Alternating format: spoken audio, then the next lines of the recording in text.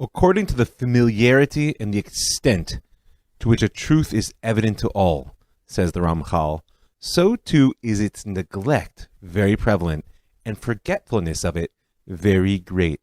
In other words, the more obvious a thing is, the less likely we are to think about it.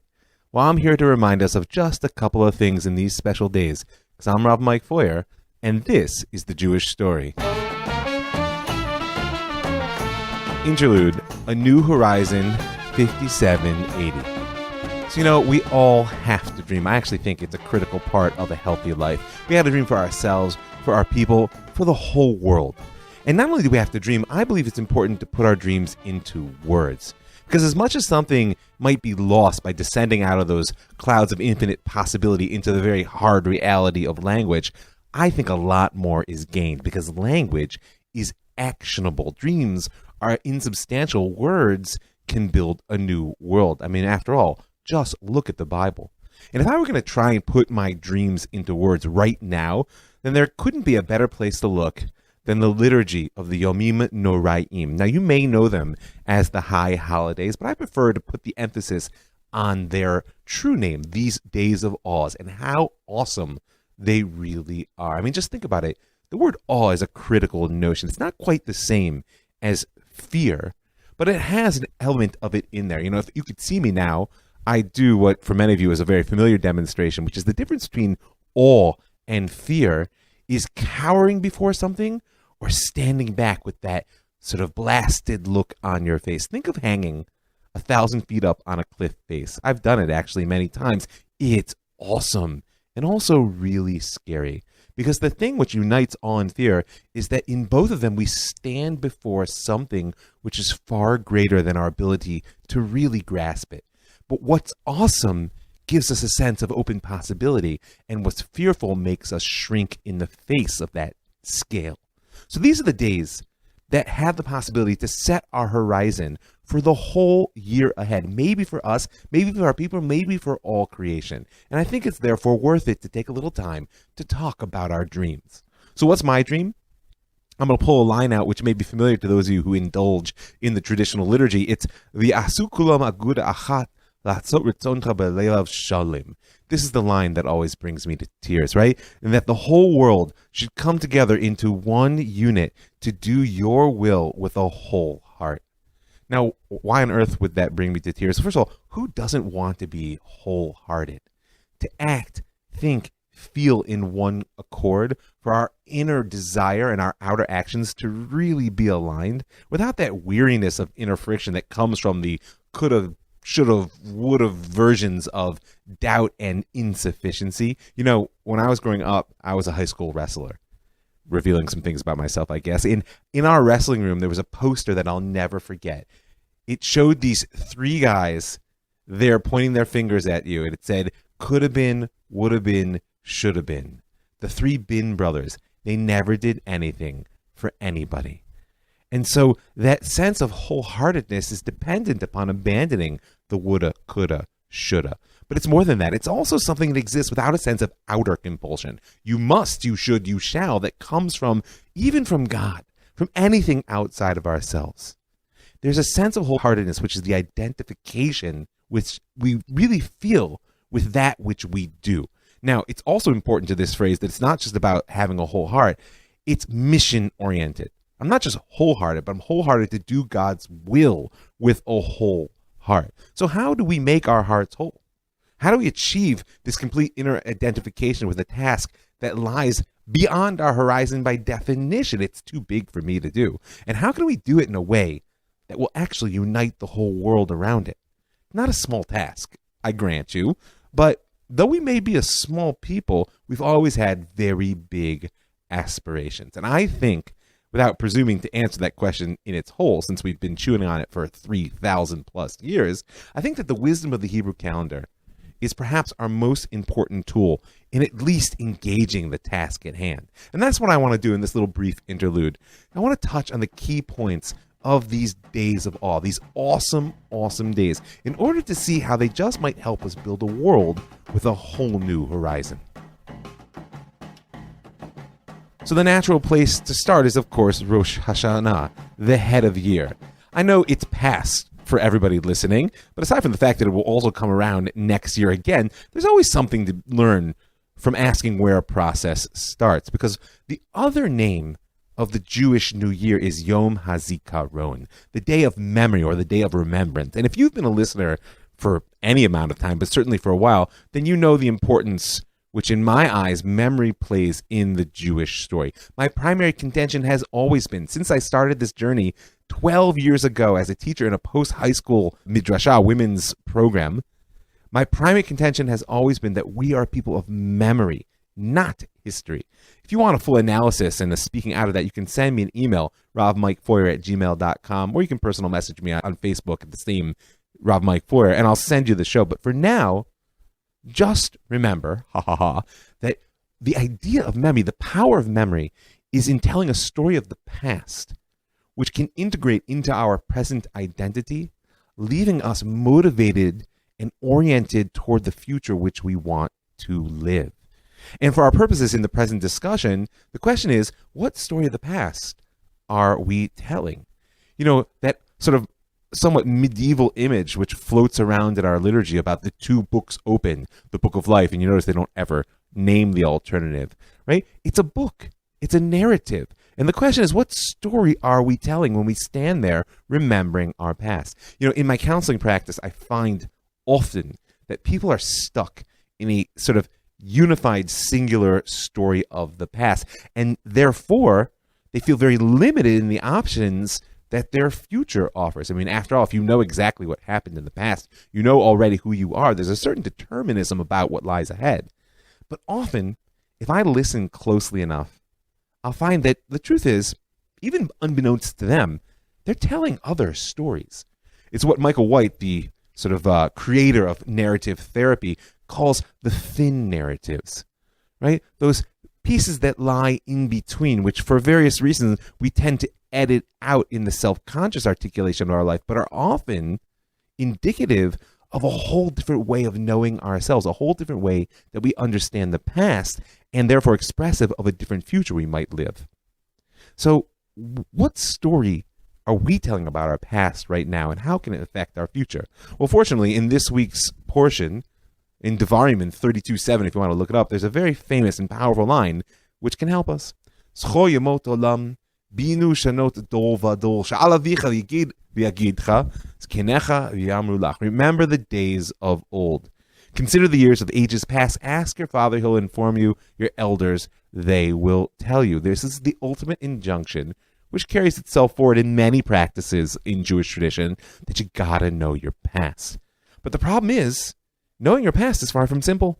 I mean, after all, aside from the recollection of the events, what we're really interested in is what's their message. As Rashi, the great commentator, tells us in his comments on that line, it says, consideration of years of generation after generation, right? Zchor yemot olam. He says, what are we referring to? The generation of Enosh, over whom God caused the waters of the ocean to flow. The generations of the flood in the time of Noach, whom he drowned by flood.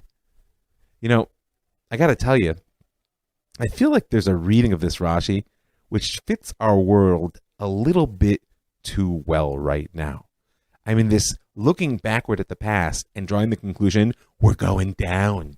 Now, whether it's the religious version, those voices out there that seem to be almost longing for the final battle, this sort of hunger for the apocalyptic end, a sense of looking at the past and the present manifestation and passing judgment that the world is simply a failed project, a bowl of sin that deserves to be destroyed. Now, some of you listening out there may know that I go there too in my dark moments. I don't deny it. Don't get me wrong. I understand that there is something quite satisfying in contemplating the Pyrrhic victory, because at least I'll get the satisfaction of shouting, I told you so, while the world burns around me. And maybe I have some sort of strange metaphysical belief that I won't actually go. So that's one side of that story of the past that we are telling. But there's another one, and I call it secular despair. It's the dystopian vision of the future that pervades so much of our current popular culture. You know, when I was growing up, I was a science fiction fantasy junkie. I read everything you can imagine. And there's something that's actually occurred to me lately, which I find quite disturbing. I don't know, if you've read enough science fiction, you've probably noticed that all those galactic empires of the distant future, the Earth isn't there. I mean, at best, it was a lost planet, a vague memory. But at worst, it's a radioactive trash heap, smoking, ruined, sucked dry, and tossed aside in our quest for a better future. And I think that the science fiction there bespeaks a sense of inevitability which pervades postmodern secular culture. And you know what? Today, this dystopian sense of the inevitable destruction which the present and immediate future are offering because of the way we understand our past finds its unquestionably most potent expression in the fear of climate change. Yes, I'm sure that you've been reading the news and you've seen the sort of young Scandinavian woman who has become the poster child of the fear of the inevitable. Now, don't get me wrong. I am afraid. For full disclosure purposes, I guess this is going to be as much about me as it is about the Omim Naraim.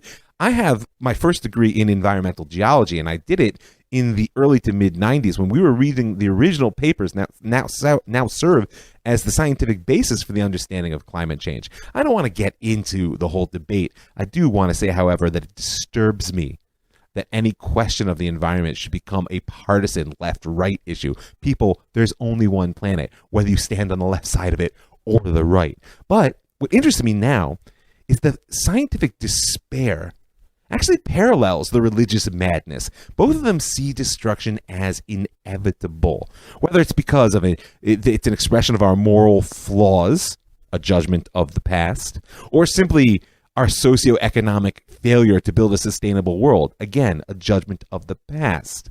Both of these are stories of the past which produce an inevitable and, by the way, undesirable future.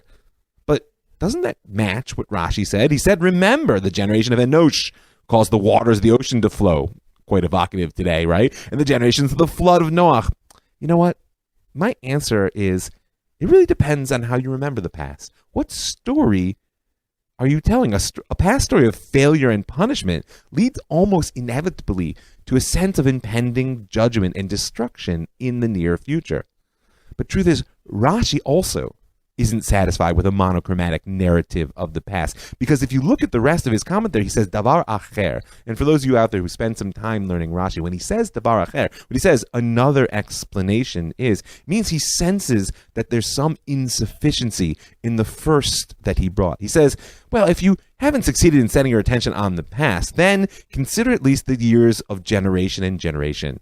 So you become conscious of what might happen in the future. That God has the power to bestow good upon you and make you inherit the blissful days of the Messiah and the world to come. Let it be soon, let it be now. That's me, not Rashi. Meaning, there's more when we look backwards than in the story of generations than one of failure and punishment. I mean, after all, we could pull out another famous incident dealing with water just to stay on theme. I mean, God, water, national behavior. The classic is the splitting of the Red Sea. And it's not just the splitting of the Red Sea. There's a beautiful and strange midrash, which Rashi also brings, that the rabbis say that when the Red Sea split, when the children of Israel came out in that great moment of revealed redemption, that all the water in the world split at the very same time. It's a strange notion. You're picturing some guy, in Central Africa or the high mountain plateau in Tibet, goes to get in the bath, and just because Am Yisrael happens to be coming out of Egypt at that very moment, boom, he hits the dry bottom. I don't think so. Because in my eyes, the Midrash is always talking about something fundamental and not something incidental. And what it's telling us here is that once such a thing as the splitting of the Red Sea has occurred, then the whole world has changed forever. A new horizon opened up when the sea split. Because now that Israel had seen such a thing, we knew it was possible. And if we knew it was possible, then it was possible for the whole world. Because even the behavior of the natural world is not limited by our experience of how it has behaved up till now. And if that's true of the natural world, then it's all the more so for humanity. Just imagine for a moment that the seas do rise. Slowly. But instead of telling a story of inevitable destruction, of an almost just reward that we're receiving for our gluttonous consumption of the past, we told a different story about the ability of humanity to slowly but surely build a better society. Because the truth is, there are more people getting more food, more water, more education, more freedom today than there ever were. What if we told that story? Well, then, perhaps as those waters rose slowly, that this would become the pressure that we finally need, hard enough to hurt, but slow enough to allow us to react, to finally get our act together as a species. We could live the dreams of a better world, one of cooperation and sanctity, love and abundance, because we tell those stories as well. It's the world of our dreams. And I think that the horizon of our future will be shaped in a large part by the story we tell when we look to our past. So next up, of course, is Yom Kippur, the Day of Atonement. You have to say it like that because it's pretty heavy, I understand. It's also known, however, as the Day of Rachamim. And the question I want to touch on right now is, what exactly does that mean?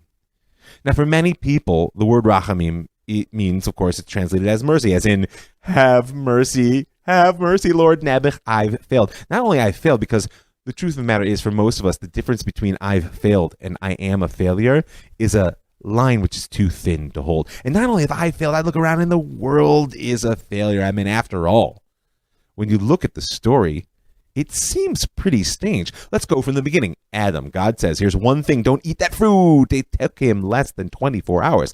Okay, Noach, oh, here comes the flood. Tower of Babel, gonna knock that down. Oh, well, it looks good with Abraham and his children. Next thing you know, they're dancing around the golden calf. First temple destroyed. Second temple destroyed. It could lead one to believe that either, God forbid, God is incompetent, or that we live inside of a failure of what's called a b'di'evet, an ad hoc world, which ought never have come to be. Okay, so God says, Nebuch, I'll have mercy on them. They're humans. What can I do? But it certainly isn't a very uplifting way of looking at the world. It doesn't make you want to engage its potential. But once again, it really depends on what story we're telling. Because maybe, just maybe, failure isn't an accident, and therefore mercy isn't some divine compromise. And if that's true, then tshuva isn't just repentance, this sense that I have the desire to return to the path from which I've strayed, which it certainly is in part. And it's not even just return, that oh so popular translation in the literal meaning of the word, a struggle to regain an essential self on the personal level, or to return to some idealized past on the national level of Hebrew native culture. What if tshuva is actually about evolution? That it's not repentance and the returning to a path from which I've strayed, or return in the sense of regaining my essential self. It's actually about becoming something which I've never been. And as Rav Kook says, it is inevitable that the world come to complete tshuva. The world's not a static entity which remains in one state, but rather one which evolves. He says true whole evolution brings it inexorably to complete health, material and spiritual, which brings with it the light of the life of tshuva. A life of tshuva, says Rav Kook, is a life of the perfected world which has never yet been. He goes so far as to say the spirit of tshuva hovers over the world, merachef al haaretz, a phrase which is very evocative from the very early moments of creation, giving its essential character and driving its evolution. The scent of its perfume refines the world, giving all its capacity for beauty and glory. So what does he mean? He says, if tshuva is about evolution, then mercy is not about God letting us off the hook for our failures. Our greatest hope is not to get back to what we once were, to the world from which we've strayed, but it's rather to go forward to that which we have not yet been. Because the word rachamim, properly translated, its three-letter root in Hebrew is rechem. It's a womb, which means that rachamim is an expression of God's commitment to holding space for us while we come to be. I mean, after all, what's a womb? It's the ultimate physical expression for my willingness and commitment to holding space for another being to come to be. What does it mean when we truly have compassion, which might actually be a better translation of the word? When we have compassion for another, we see them for what they are, but we're committed to what they will be, and we're willing to hold the space to be a womb for them to evolve into that space. So how do we not only understand this, how do we make it actionable because Yom Kippur is fast upon us. Let's try something simple. Now, always remember that the locks are the keys, like Rav Ashlag says. And I don't just mean that in the sense that there's a moral benefit in overcoming our base selves, that we become more of who we want to be when we overcome. I think that's very true. But there's something more fundamental. The locks are the keys. It's through an understanding that the needs and desires which underlie our failures, which our failures in fact often express, are usually legitimate. The problem lies in the way in which we seek to fulfill them, because sometimes our behavior is counterproductive and even destructive. Needs are real, but often the behaviors through which we seek to meet them are maladaptive. And therefore, more often than not, it's really the behavior that needs to change, not the legitimate need which is driving it. The question is, how do I separate between the two? And that's a process which is called getting at Re'uta de Liba, one's true heart's will. You know, there's a great tool I learned from my Rebbe, Rav Daniel Cohen, which is a simple exercise that you can all do. I do it often with my clients. I'll ask someone what they want. You can ask it to a child, you can ask it to yourself. And when you tell me what I want is X, I'll say, well, finish the following sentence. And I want that because. Now, if you want to do it yourself, make sure you keep the statements positive. You don't ever want to say, I want that because otherwise X will happen. Push yourself, I want it because, as a positive statement. If you keep asking, like, I want that because, and then when you give the answer, and I want that because, and you give the answer, oftentimes, like peeling back the layers of selfhood, you can figure out what your real desire is. I'll give you an example. It's one that many of us who've gotten to spend time together in the classroom before have heard, right? Sometimes, believe it or not, I find myself at 10 at night with my face in the freezer eating a pint of Ben & Jerry's ice cream. And part of me is saying, Mike, you don't want to do this. You have a commitment to losing weight. It's not healthy. And you know what the other part of me is saying? Ice cream, so good, want it. Because I do want it. But do I really want it?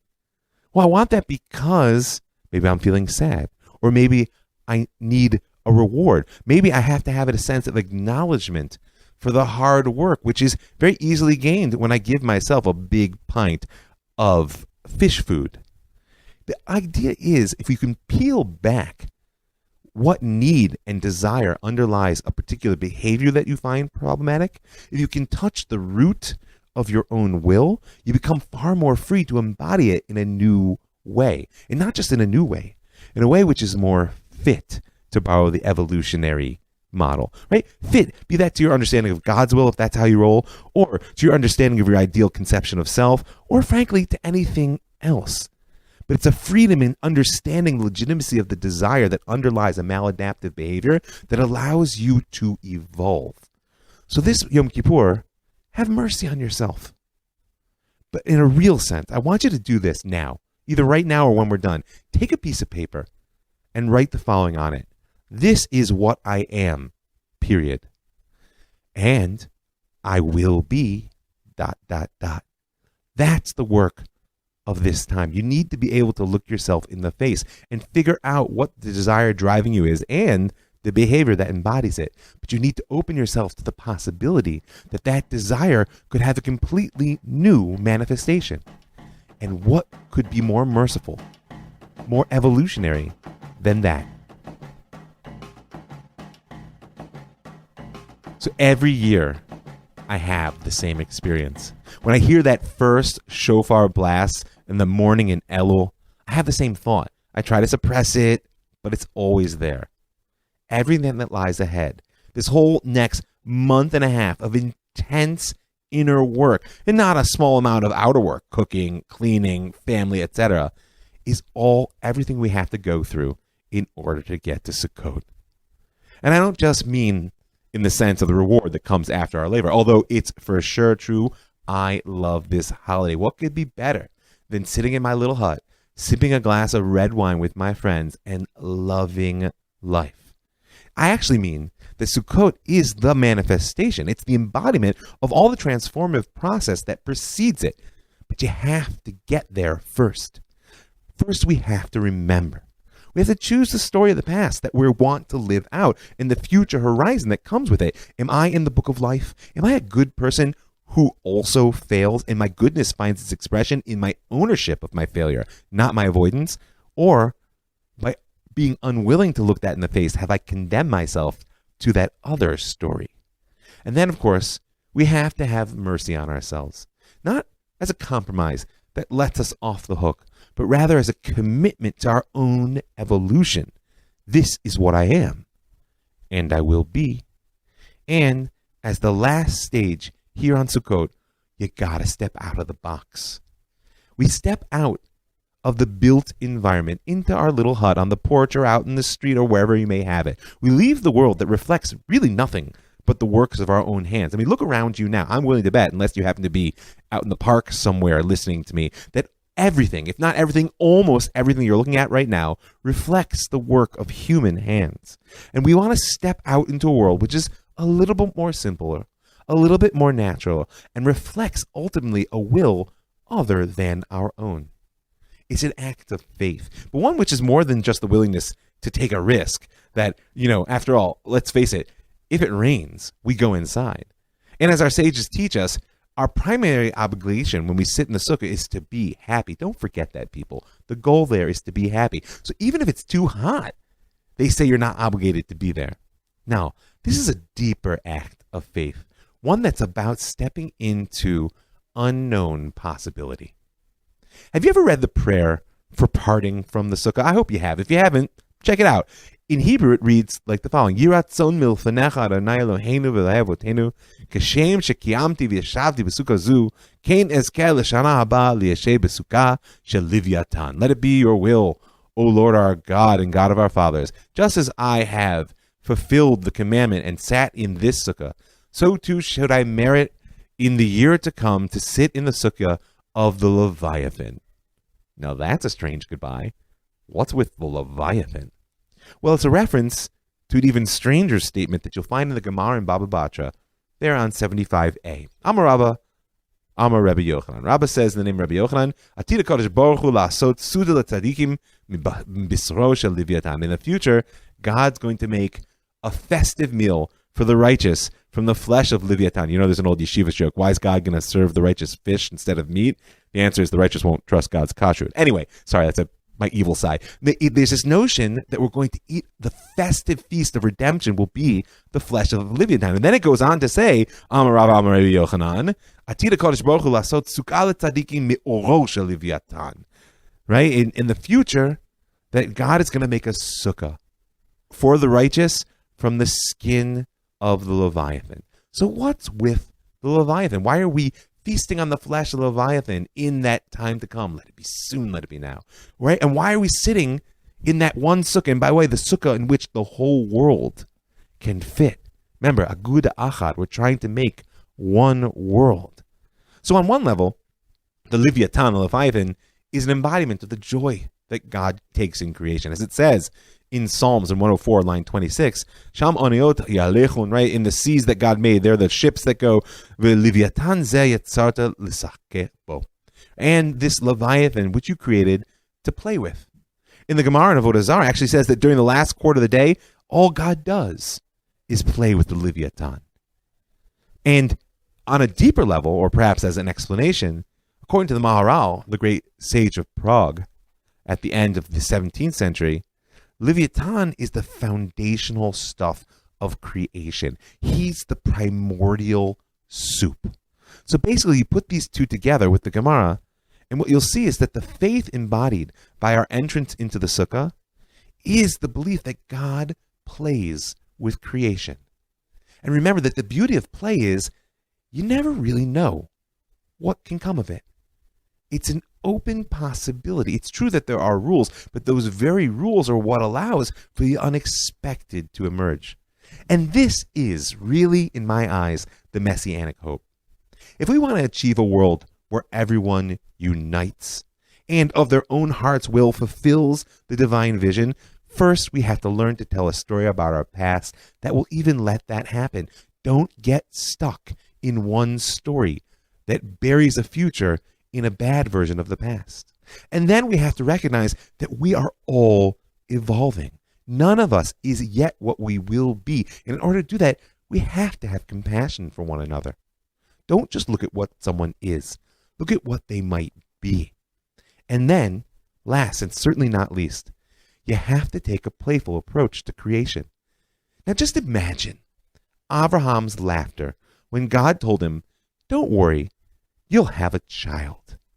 You know why do we laugh? Oftentimes we laugh because of the juxtaposition of the impossible. A horse walks into a bar.